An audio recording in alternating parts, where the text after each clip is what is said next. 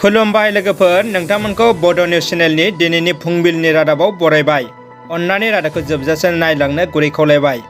गिबि खौराङाव दङ उदालगुरिनि कुन्डारबिल दावहारु क्लाबाव खुंफुंजानाय फुटबल बादायलायनायनि जोबथा फाइनालाव अर्गें क्लाब डिमाकुसिया देरहासार। बे गोनांथार जोबथा फाइनाल गेलेनाया जादोंमोन अर्गें क्लाब आरो एक्सएनडीबी सिजौ क्लाबनि गेजेराव। अर्गें क्लाबा 2 गलाव देरहासार जाना चेम्पियन जानो हायो। जोबथा फाइनाल बादायलायनायाव माननि आलासि महरै बाहागो लायो बिटिआरनि डेपुटि चिफ गबिन्द बसुमतारी आरो आसामनि बारग' मन्त्रि रेहन दैमारिया। सेथि देरहासार जानाय अर्गें क्लाबनो ट्रफिजों लोगोसे नोगोद 50,000 रां गथायो। बर' हारिनि सासे मावथि जोहोलाव थुलुंगानि थान्दै मुंख्लं महेश्वर मुसाहारिनि 21थि थैनाय सानखौ मैया सानसेनि मेहेरगोनां हाबाफारिजों खुंफुङो। मुंख्लं गेदेमा बिथांनि जोनोम गामि फस्लाबारि बर' बाजाराव बिजनि दखरा एबसुनि बानजायनायाव फालिनाय जायो। हाबाफारि बायदियै गेवलां सावराय मेलबो लानाय जादों। गेवलां सावराय मेलाव सिडली बियाबनि एमएलए जयन्त बसुमतारी, बिटिसिनि इएम धनन्जय बसुमतारी, मिरु इउपिपिएलनि सोद्रोमा पनिन बर', मिरु एबसुनि लेङाइ आफादगिरि खोरोमदाव औवारी आरो गोबां मेलेमजिबि सानसुमै सुबुंफ्रा बाहागो लाफैना गेदेमानि रुंसारि सानखौ मेहेरगोनां खालामो। थाद'नाय गैयै बांदों पेट्रल डिजेलनि बेसेना।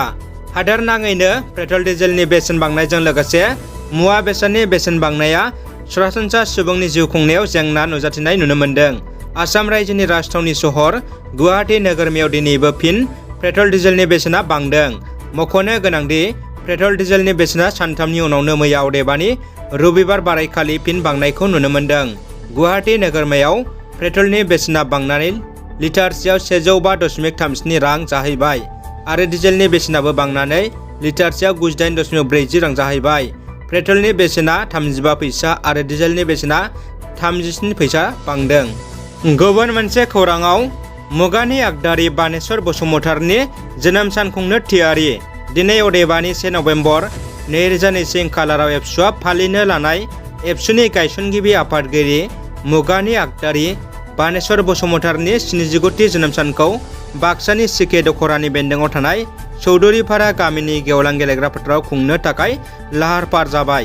मिरु एबसुनि गाहाय नेहाथारि मानगोनां मुर्शिद कनिन्द्र बसुमतारीया गासैबो खामानिनि सायाव नोजोर लाखिदों। सानसेनि मेहेरगोनां हाबाफारिजों खुंनो आबुं थियारि जाबाय मुगानि आगदारि बानेश्वर बसुमतारीनि जोनोम सानखौ। अबंलावरिखौ फुजिनायनि सोलाय BJPनि गेदेर गेदेर नेताखौ फुजिदों। भिडिअ'आ खौरां बिजोङाव गोबां गोसारदों। अख्रां नांजासे मुवा बेसादनि बेसेन बांनाया सरासनस्रा सुबुंफोरखौ गोबां हालाय हाफाय खालामदों।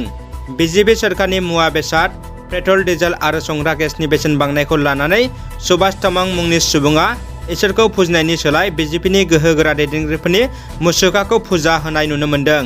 बिथाङा BJPनि दैदेनगिरिफोरखौ फुजिनायनि गेजेरजों फोजादों जाहाथे बेसेन बांनायखौ सामलायो, गोरिबफोरा थांना थानो हायो। क्रिकेटनि खौरां। T20 क्रिकेट वर्ल्ड कापआव भारतारि टीमा निउजिलेन्डनि आखायाव जेनबाय। दासान्दि दुबाइआव सोलिबाय थानाय क्रिकेट T20 वर्ल्ड कापआव भारतारि टीमा लोरबां गेलेनायजों जेरैबो जेननो गोनां जादों। गिबि गेलेनायाव पाकिस्तान हादरनि आखायाव जेनना दा नैथि खेब निउजिलेन्ड हादरनि आखायाव जेनना हादर नाङै खोब सावरायजानो गोनां जायो। भारतारि माहारि क्रिकेट टीमा गिबि बेटिं खालामना 20 अभाराव खालि 110 रानल' खालामनो हायो। भारतनि हेंथायै निउजिलेन्ड हादरा 14.3 अभारावनो भारतखौ फेजेनो। भारतारि टीमा T20 क्रिकेट वर्ल्ड कापनिफ्राय बेबायदि जेननायजों मोगा मोगि जाबाय थायोब्ला आवार जागोना रोखासै। दानिया फैदो जोबथा खौराङाव। उदालगुरि जिल्ला दुलाराय बाथौ गौथुम लाइमोन आफादनि नैथि साननि जथुमाव मोसाखावरि सायारसि बसुमतारीया बाहागो लाहैदों। 30 अक्ट'बरनिफ्राय जागायनाय उदालगुरि जिल्लानि सि बोराइ आश्रम बर' बाजाराव खुंफुंनाय उदालगुरि जिल्ला दुलाराय बाथौ गौथुम लाइमोन आफादनि 29थि लाइमोन सावराय जथुमनि नैथि सानाव बर'नि सासे मुंदांखा मोसागिरि सायारसि बसुमतारीया बाहागो लाना मेहेरगोनां बिबुंथि लाखिदों। हाबाफारियाव इन्टारनेशनेल प्लेयार कुन्जुलता बर'आबो बाहागो लायो। रादाबा एसेनोसै लोगोफोर। अन्नानै भिडिअखौ लाइक कमेन्ट खालाम आरो हायोब्ला लोगोफोरनो शेयार खालाम आरो चेनेलाव गोदान फैदोंब्ला साबस्क्राइब खालामनो गुरै खावलायबाय। गोजोन्थों।